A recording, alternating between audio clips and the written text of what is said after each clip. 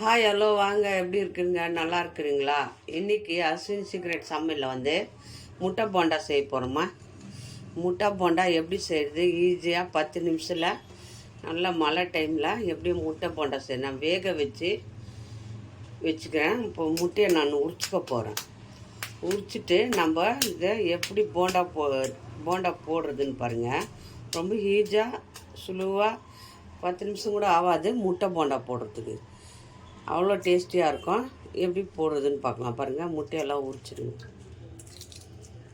எல்லா முட்டையும் உரித்து ஒரு பிளேட்டில் மாற்றிடுங்க.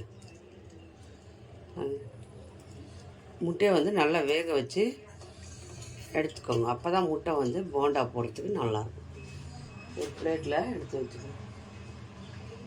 எல்லா முட்டையும் நம்ம இப்போ முட்டையை நம்ம வேக வச்சுட்டோம். கட் பண்ணிக்கலாம். 4 முட்டை எடுத்துருக்குறேன். கட் பண்ணிக்கோங்க. இந்த சைஸிலும் போடலாம், எப்படியும் கட் பண்ணி போடலாம். நல்லாயிருக்கும். சின்ன சின்னதாகவும் போடலாம், பெருசாகவும் போடலாம். உங்களுக்கு எப்படி வேணுமோ அப்படி போட்டுக்கோங்க. அப்படியே கட் பண்ணி அந்த உள்ளக்கிறது இது கீழே விழாத மாதிரி வச்சுக்கோங்க. அப்போ தான் அதில் மாவில் போட்டு நம்ம கரெக்டாக வரணும். இந்த உள்ளக்கிற மஞ்சக்கருவு கீழே விழாத மாதிரி இப்படி வச்சுக்கோங்க. லைட்டாக சால்ட்டு இது மேலே தூவிடுங்க. ஏன்னா இதில் உப்பு பிடிக்காது. மாவில் போட்டால் கூட லைட்டாக நீங்கள் இப்படி உப்பு தூவிட்டுங்கன்னா நல்லா டேஸ்டியாக இருக்கும் சாப்பிட்றது. முட்டையை போண்டா இந்த மாதிரி தூவி வச்சுருங்க. இப்போ மாவு கலக்கிக்கலாம். பாருங்கள், ஒரு கப்பு எடுத்துக்கோங்க. ஒரு கப்பு கடல மாவு எடுத்துக்கிறேன், அதை போட்டுக்கோங்க. ஒரு கப்பு கடல மாவு. அரிசி மாவு அரை கப்பு எடுத்துக்கோங்க. தேவைக்கு சால்ட்டு, காரத்துக்கு மிளகாத்தூள், கொஞ்சம் மஞ்சத்தூள், கொஞ்சம் பெருங்காயத்தூள், கொஞ்சம் பெருங்காயம் போட்டுக்கோங்க. கொஞ்சம் கரம் மசாலா தூள், அது நல்லா வாசனையாக இருக்கும். ஒன்றா மிக்ஸ் பண்ணிட்டு அப்புறம் தண்ணி ஊற்றி கெட்டி பதத்தில் ஒன்றா மிக்ஸ் பண்ணிக்கணும். இதை ஃபஸ்ட்டு அரிசி மாவு, மிளகாத்தூள், உப்பு, பெருங்காயம், கடல மாவு எல்லாம் மிக்ஸ் பண்ணிவிடுங்க. ஒரு வாட்டி இந்த மாதிரி மிக்ஸ் பண்ணிவிட்டு கொஞ்சம் ஆப்ப சோடா போட்டுக்கோங்க. 1/4 ஸ்பூன் ஆப்ப சோடா. இப்போ சோடாவும் கலந்துக்குங்க. ஏன்னா அப்போ தான் நல்லா புசுன்னு வரும். இதை மிக்ஸ் பண்ணிட்டு இப்போ தண்ணி கொஞ்சம் கொஞ்சமாக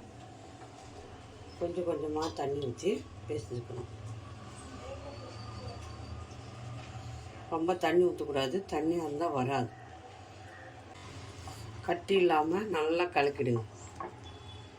கொஞ்சம் கூட கட்டி இருக்கக்கூடாது. பாருங்கள், இந்த மாதிரி பதத்துக்கு வரும். கட்டிகள் இல்லாமல் ரொம்ப தண்ணி ஊற்றிடாதுங்க. அவ்வளோதான். இப்போ நம்ம எண்ணெய் காய வச்சுட்டு முட்டை போண்டா போட்டு எடுத்துக்கலாம். பாருங்கள், எண்ணெய் சூடாயிடுச்சு. மாவு எடுத்து இப்படி விடுங்க. உடனே எந்திரிச்சிச்சின்னா எண்ணெய் சூடாயிடுச்சு. இப்போது இந்த மாவு பாருங்கள், கலக்கி வச்ச மாவு இந்த மாதிரி டிக்காக இருக்கணும். பாருங்கள், விரல விட்டுதா. இதில் நம்ம ஒரு முட்டையை போட்டு நல்லா அப்படி லைட்டாக, அவ்வளோதாங்க. இப்போ ரொம்ப புஷ் பண்ணக்கூடாது. அப்படி போட்டுருங்க. சேம் அதே மாதிரி தான் இப்படி முக்கி விட்டு அப்படியே இப்படி போட்டுருங்க. எல்லாமே அதே போல் போட்டுருங்க. ஏன்னா அந்த மஞ்சள் கருவு இருக்கு இல்லையா, அது உடையாமல் போடணும். மாவில் விதமாக ரொம்ப எண்ணெய் கூட ரொம்ப சூடாகக்கூடாது. மீடியமாக இருக்கணும். அதே போட்டுருங்க. நல்லா முட்டையை அப்படி மிக்ஸ் பண்ணிவிட்டு இது மாதிரி இதில் போட்டிங்கன்னா இதிலெல்லாம் முட்டை போயிடும். இது அந்த மஞ்சள் கருவு இருக்கு இல்லையா, அது உடஞ்ச மாதிரி ஆகிடும். அப்போது நீங்கள் கையில் போட்டு அது மேலே மாவு எடுத்து விட்டு பாருங்கள். சிம்பிளாக முட்டை போண்டா வீட்டில் 4 முட்டை வேக வச்சா போதும். சிம்பிளாக பண்ணலாம் முட்டை போண்டா. நம்ம வீட்டில் வெளியில் போயிட்டு கடையில் போய் வாங்கி சாப்பிட்றதுக்கு பதில் வீட்டில் குழந்தைங்களுக்கு பசங்களுக்கு சாயங்காலம் ஈவினிங் ஸ்நாக்ஸாக செஞ்சு கொடுத்துருங்க. எல்லா முட்டையுமே நான் போட்டேன். ஏன்னா சின்ன சின்னதாக கட் பண்ணிக்கிறதுனால எல்லா முட்டையும் எனக்கு ஈஸியாக பெருசாக போடாது பதில் சின்ன சின்னதாக அதில் போட்டேன். அப்புறம் மெதுவாக திருப்பி விடுங்க. பாருங்கள், ஆஹா அருமையாக வந்தது பாருங்கள். உப்பு காரம் எல்லாமே இருக்குதுங்க. சாதம் திருப்பி விடுங்க. முட்டை வெந்திருக்கு, மேலே இருக்கிற மாவு தான் வேகணும் நம்மளுக்கு. அதுக்காக ரொம்ப நேரம்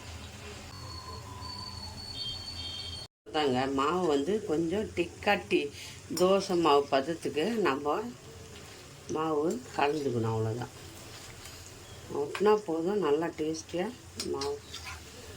ஏன்னா முட்டையில் பஜ்ஜியில் எல்லாத்துக்குமே இதே மாவு தாங்க மிஸ் பண்ணுறாங்க. போண்டா இப்போ முட்டை போண்டாக்கும் அதே மாவு தான், பஜ்ஜி மாவுக்கும் அதே மாவு தான். கடல மாவு அரிசி மாவு பாருங்கள். எடுத்துடலாம். எல்லாம் வெந்துடுச்சு பாருங்கள். போதும், எண்ணெய் இல்லாமல் எடுத்துருங்க. அப்புறம் வந்திருக்கு. ஏன்னா முழுசாக போட்டோம்னா மெண்டு சாப்பிட்றது கடித்து சாப்பிட கஷ்டமாக இருக்கும். இந்த மாதிரி சின்ன சின்னதாக போடனா நல்லாயிருக்கும். இந்த மாதிரி சுடணும். சிம்பிளாக பாருங்கள். 4 முட்டை வேக வச்சா முட்டை போண்டா ரெடி. இப்போது அதே மாவில் வாழைக்காய் இருக்குது. அந்த வாழைக்காவும் நான் எப்படி அதே மாவு தாங்க. முட்டை போண்டாக்கும் அதே மாவு தான், பஜ்ஜி மாவுக்கும் அதுதான். அதே அரிசி மாவு கடல மாவு தான் போடணும். நம்ம அதை பாருங்கள். வாழைக்காய் வந்து கட் பண்ணி வச்சுக்கிறேன். இந்த மாதிரி அதே மாவில் போட்டுக்கோங்க. வாழைக்காய் சின்ன சின்னதாக கட் பண்ணிட்டுக்கிறோம். அப்படியே அதே மாவில் போட்டு நம்ம பஜ்ஜி வாழைக்காய் பஜ்ஜி போட்டுக்கலாம். பாருங்கள், சிம்பிளாக அப்படியே போட்டு மாவில் பரட்டி போட்டுருங்க. பாருங்கள், ஒரே மாவில் வாழைக்காய் பஜ்ஜியும் போடலாம், முட்டை போண்டாவும் போடலாம், உருளைக்கிழங்கு பஜ்ஜியும் போடலாம். எல்லா பஜ்ஜியும் இதில் போடலாம். மிளகா பஜ்ஜியும் போடலாம். எல்லாத்துக்கும் ஒரே கடல மாவு அரிசி மாவு தாங்க, வித்தியாசம் ஒன்றும் இல்லை. சேம் மாவு அப்படியே போட்டு நம்ம, ஏன்னா வாழைக்காய் வேகணும் இல்லையா, அதனால 5 நிமிஷம் அப்படியே விட்டுருவோம். வாழைக்காய் பஜ்ஜி ரெடி ஆயிடுச்சு பாருங்கள். அதே மாவு தாங்க வாழைக்காய் பஜ்ஜி போடுறதுக்கு கூட ஈஸியாக போட்டுடலாம். சிம்பிளாக பாருங்கள். 10 நிமிஷத்தில் ஆயிடுச்சு. சூப்பராக பஜ்ஜி ஆயிடுச்சு பாருங்கள். இது போண்டா பஜ்ஜி எவ்வளோ மொறுன்னு இருக்குது பாருங்கள். இது பாருங்கள், இது முட்டை போண்டா. நெக்ஸ்ட்டு இது வந்து பஜ்ஜி, இது வாழைக்காய் பஜ்ஜி. பாருங்கள் எவ்வளோ சூப்பராக வந்துடுது. சிம்பிளாக பண்ணலாம், குயிக்காக பண்ணலாம். யார் யாருக்கு இது வாழைக்காய் பஜ்ஜியும் முட்டை போண்டாவும் பிடிக்குமா? லைக் பண்ணுங்கள், ஷேர் பண்ணுங்கள், கமெண்ட் பண்ணுங்கள். மறக்காத அஸ்வின் சீக்ரெட் சமையலை சர்ப்ரைஸ் பண்ணுங்கள். இன்னொரு டிஷ்ஷில் பார்ப்போம்.